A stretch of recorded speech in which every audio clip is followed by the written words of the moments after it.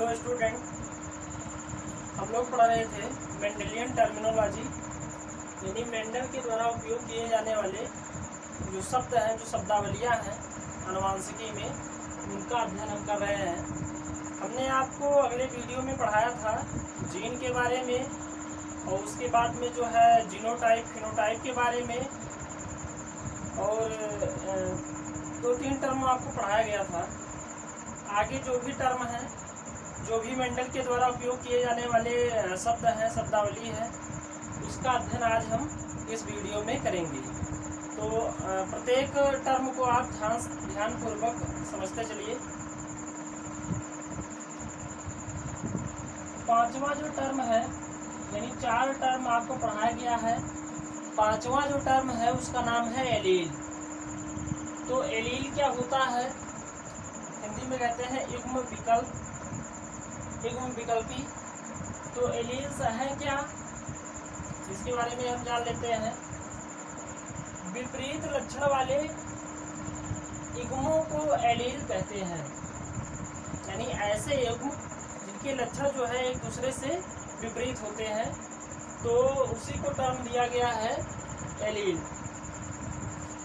Example है capital R और small are, यानी ये जो एक युग्म है, इसके अंदर विपरीत लक्षण वाले क्या हैं? जीन है। तो इसको हम टर्म दिए हैं, क्या दिए हैं? एलील्स। मेंडल ने इसी को एलील्स कहा था। इसका मतलब होता है, कैपिटल आर का मतलब है राउंड, और स्मॉल आर का मतलब होता है रिंकल।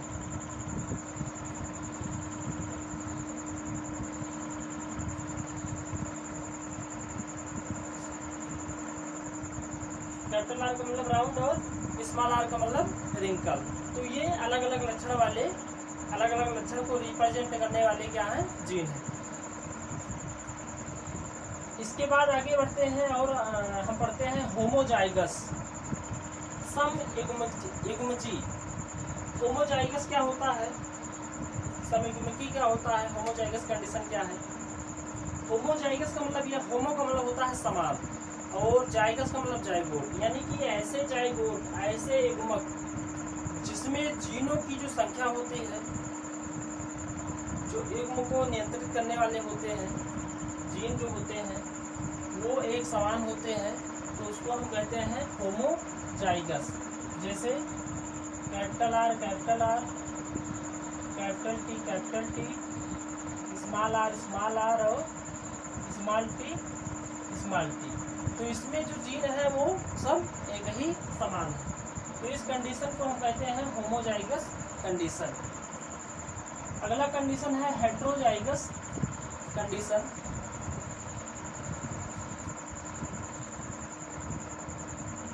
ये हेट्रोजाइगस कंडीशन क्या है? तो उसका विपरीत है। होमोजाइगस कंडीशन का जो है ये विपरीत है, यानी कि इसमें क्या होता है कि एक युग्मक के अंदर जो है जो जीन होते हैं वो अलग अलग होते हैं, यानी कि एक दूसरे के समान नहीं होते हैं, एक दूसरे के विपरीत होते हैं। जैसे कैपिटल आर, कैपिटल टी और स्मॉल टी। तो ये क्या है? हेट्रोजाइगस है, विषम युग्मकी है। अगला है प्योर स्पीसीज। हिंदी में इसे कहते हैं शुद्ध जात। तो ऐसी जातियां जो समान लक्षण वाले पेरेंट्स से बने होते हैं, उत्पन्न होते हैं, उसको हम जो है प्योर स्पीसीज कहते हैं, यानी कि उसमें कोई मिश्रण नहीं है, कोई मिक्सचर नहीं है, उनके जीन जो है वो सब समान है, तो उसको हम कहते हैं प्योर स्पीसीज। अगला है हाइब्रिड स्पीसीज, यानी कि संकर जात। तो संकर जात का मतलब क्या होता है कि जब किसी जाति में किसी दूसरे लक्षण को सम्मिलित कर दिया जाए, या उस जात किसी जीव को बनाने के लिए उसमें अलग अलग लक्षण वाले जीनों को मिक्सर किया जाए, क्रॉस कर दिया जाए, तो उसको हम कहते हैं संकर जात या हाइब्रिड स्पीसीज। जैसे कैपिटल टी और स्मॉल टी। तो ये कैपिटल टी किस लिए है? टाल के लिए है। स्मॉल टी क्या है, ड्वार्फ के लिए है, यानी ये बोने का जीन है, ये लंबे का जीन है, ये बोने का जीन है। उसी तरह ये कैपिटल आर राउंड के लिए है, ये रिंकल के लिए है।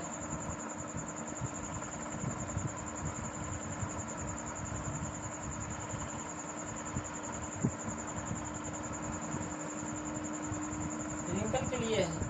तो कहने का मतलब है कि इसमें क्या है, गैमेट्स में क्या है, वो जायगोट में क्या है कि मिश्रण है, अलग अलग तरह के जीन है।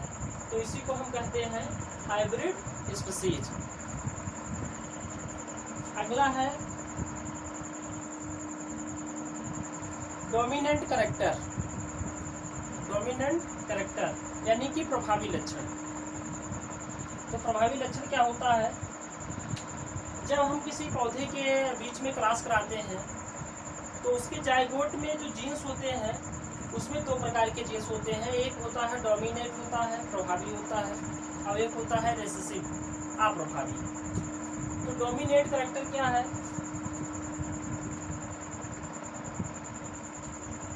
जैसे पौधे का लंबा होना, तने की लंबाई।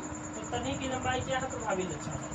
यानी कि अगर उसके दोनों जीन समान हैं तो वो तना लंबा होगा, यानी कि होमोजाइगस कंडीशन में ये लंबे होते हैं। इसके अलावा हेट्रोजाइगस कंडीशन में भी ये लंबे होते हैं, यानी कि कैपिटल टी स्मॉल टी है। तो यहाँ पर भी तना लंबा है और यहाँ पर भी तना लंबा है, यानी कि ये जो जीन है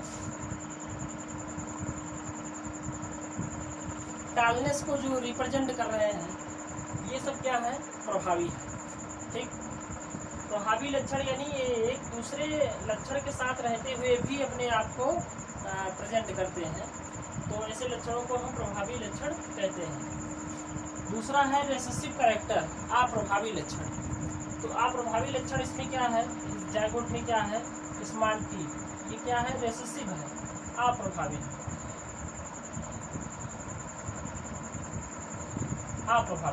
यदि कैपिटल टी के साथ स्मॉल टी है तो दोनों के लक्षण तो उत्पन्न हो नहीं सकते हैं। कैपिटल टी अपने आप को रिप्रेजेंट कर रहा है और जो स्मॉल टी है वो अपने लक्षण को रिप्रेजेंट नहीं कर पा रहा है, तो इसी को हम कहते हैं अप्रभावी जीन या अप्रभावी लक्षण कहा जाता है। अगला है हाइब्रिड एंड हाइब्रिडाइजेशन। तो ये सब चीजें क्या है, जब हम तुलनात्मक मेल और फीमेल के बीच में क्रॉस करवाते हैं, तो उसी प्रक्रिया को हम क्या कहते हैं, संकरण कहते हैं, हाइब्रिडाइजेशन कहते हैं।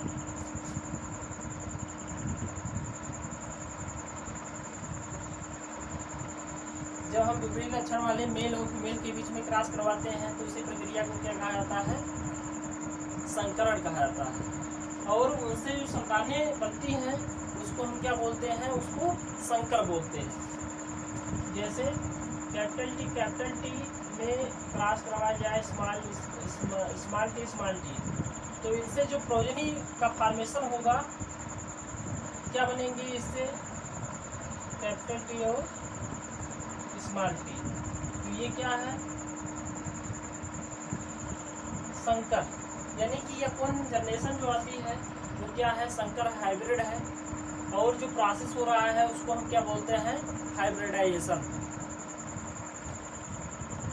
अगले टर्म पे आते हैं,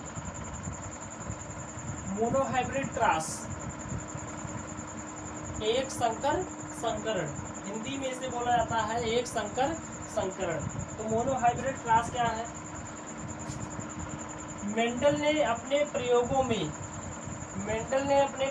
में एक समय में केवल एक तुलनात्मक आनुवंशिक लक्षण की वंशागति का अध्ययन किया। मेंडल ने अपने प्रयोग में क्या किया, एक समय में केवल एक ही तुलनात्मक आनुवंशिक लक्षणों का अध्ययन किया। तो इसी अध्ययन की प्रक्रिया को हम क्या बोलते हैं, मोनोहाइब्रिड क्रॉस कहते हैं। जैसे इसे तने की लंबाई, तो तने की लंबाई में दो कंडीशन होते हैं, या तो तना लंबा होगा और या तो तना बौना होगा। तो एक समय में केवल एक तुलनात्मक, ठीक, यानी कि लंबा और बौना, समझ में आ गया। अगला है डाई हाइब्रिड क्रॉस, द्विसंकर संकरण। तो ये क्या होता है, जब दो तुलनात्मक आनुवंशिक लक्षणों का अध्ययन संकरण के समय किया जाता है, जब दो तुलनात्मक आनुवंशिक लक्षणों को ध्यान में रखकर संकरण कराया जाता है तो इसे डाई हाइब्रिड क्रॉस कहते हैं। जैसे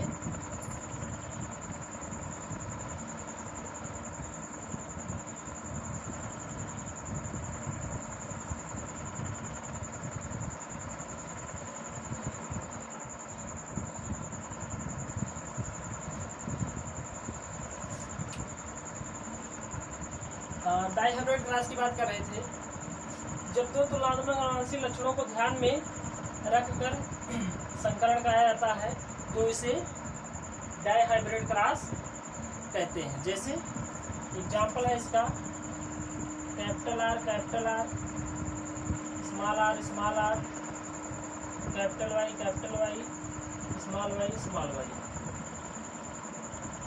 तो दो विपरीत लक्षण हैं, एक तो गोल और झुर्रीदार का है और एक पीला और हरा का है। तो आगे इसके डिटेल को हम बताएंगे जब मेंडल्स लॉ पढ़ेंगे। अभी आप यहाँ पर केवल यही समझिए कि जब दो तुलनात्मक लक्षणों का अध्ययन किया जाए एक समय में तो उसे हम डाई हाइब्रिड, और एक समय में जब एक तुलनात्मक लक्षणों का अध्ययन किया जाए तो उसे हम मोनो हाइब्रिड क्रॉस कहते हैं। अब हम जान लेते हैं पी जनरेशन।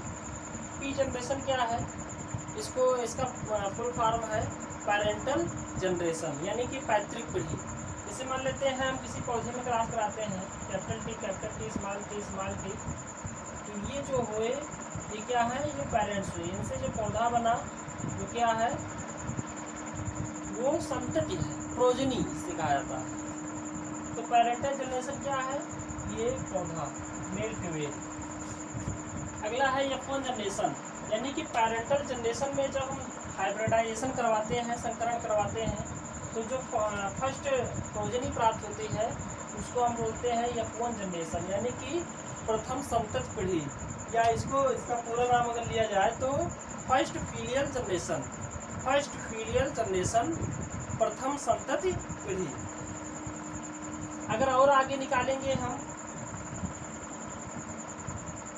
और आगे क्रॉस करवाएंगे तो F2 हो जाएगा, और आगे करवाया जाएगा F3 जनरेशन, इस तरह से बढ़ता जाता है। तो ये तो हमारे जो है टर्म है। इसके अलावा दो टर्म और है जिसको हम कहते हैं, और बहुत सारे टर्म हैं, जैसे back cross, test cross, reciprocal cross, तो इत्यादि, लेकिन हम कुछ और पढ़ते हैं।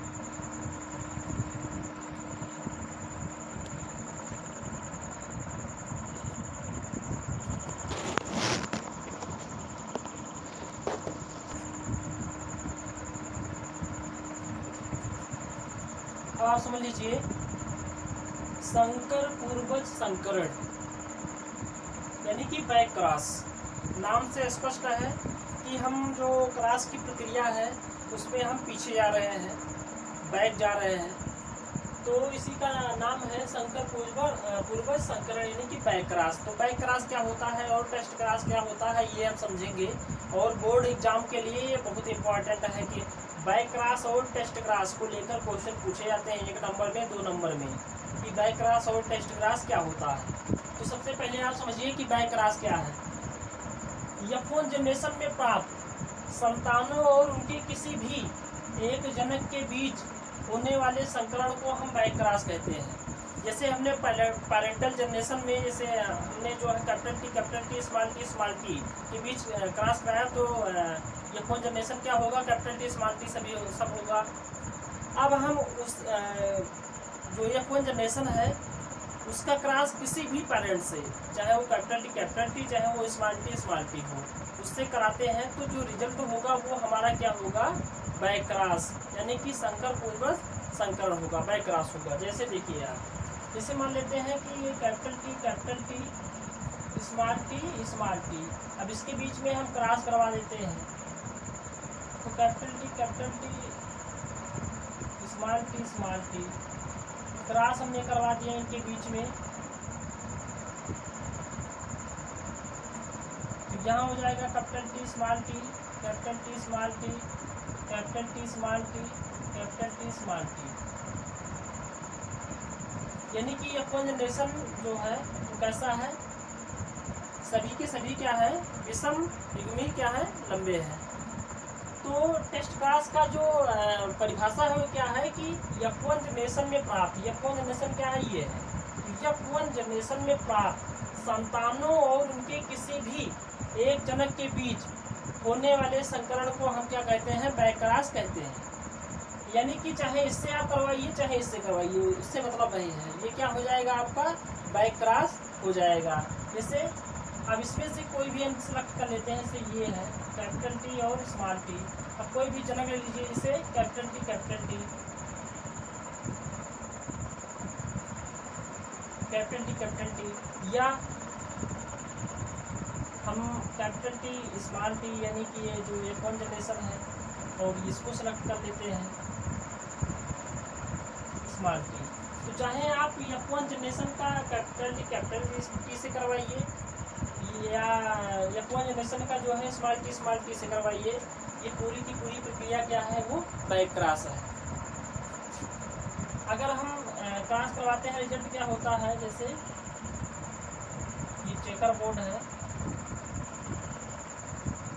यहाँ लिख लेते हैं capital T small T, capital T, capital T, capital T, capital T हो जाएगा, कैपिटल टी स्मॉल टी हो जाएगा, कैपिटल टी और कैपिटल टी स्मॉल टी। तो इसका जो रेशियो होता है वो 1:1 का होता है। तो ये हमारा क्या है, ये हमारा है बाय क्रॉस। और इसका भी देख लेते हैं,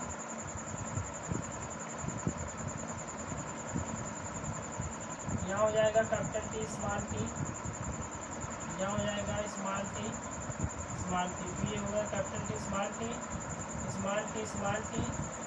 कैपिटल टी स्मॉल टी और स्मॉल टी। यहाँ का भी जो है रेशियो हमारा होगा 1:1 का होगा। ये हमारा हो गया बाय क्रॉस। अब हम पढ़ते हैं टेस्ट क्रॉस। तो एक बात आप समझ लीजिए, यहाँ पर कंफ्यूजन बहुत लोगों को होता है बाय क्रॉस और टेस्ट क्रॉस में। हम आपको बता दें कि जो बाय क्रॉस है उसी का ही एक भाग है टेस्ट क्रॉस, या आप कह सकते हैं कि टेस्ट क्रॉस वास्तव में क्या है, बाय क्रॉस है। टेस्ट क्रॉस वास्तव में क्या है, बाय क्रॉस है। इसको आप नोट कर लीजिए कि बाय क्रॉस का एक पार्ट है टेस्ट क्रॉस, और टेस्ट क्रॉस वास्तव में क्या है, बाय क्रॉस है। तो परिभाषा क्या है, परीक्षण संकरण F1 पीढ़ी के हेट्रोजाइगस संकर का संकरण, हेट्रोजाइगस ये है ना, संकर का संकरण होमोजाइगस रेसेसिव, यानी होमोजाइगस कंडीशन होना चाहिए और अप्रभावी लक्षण होना चाहिए। तो होमोजाइगस रेसेसिव जनक के साथ कराया जाता है, तो इसे हम परीक्षण संकरण कहते हैं। अब आप यहाँ पर देखिए कि यहाँ पर जो है होमोजाइगस रेसेसिव जनक कौन है। तो होमोजाइगस रेसेसिव जनक क्या है, स्मॉल टी, बात समझ रहे हैं ना। अब यहाँ पर देखिए आप कैपिटल टी स्मॉल टी, इसके बीच में हमने क्रॉस करवा दिया, तो ये हो गया capital T small T, cross करवा दीजिए इसमें, तो ये हो जाएगा कैपिटल टी स्मॉल टी, वही कंडीशन रहेगा, कैपिटल टी स्मॉल टी। अब यहाँ पर हमें चेंजिंग करना है, ये सेम चीजें हैं।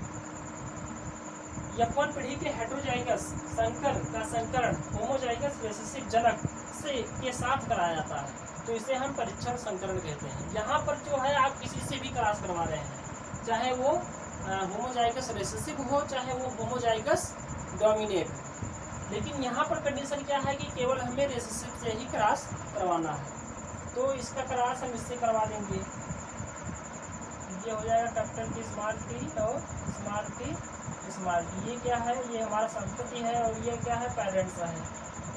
तो इसमें आप क्रॉस करवाएंगे जब, ये हो जाएगा कैपिटल टी स्मॉल टी और ये small T small T. Capital T small T small T small T, capital T small T और स्मॉल टी। तो ये इसका अनुपात जो होता है वो 1:1 का आता है। तो ये आप पढ़ ले बैक क्रॉस और टेस्ट क्रॉस के बारे में।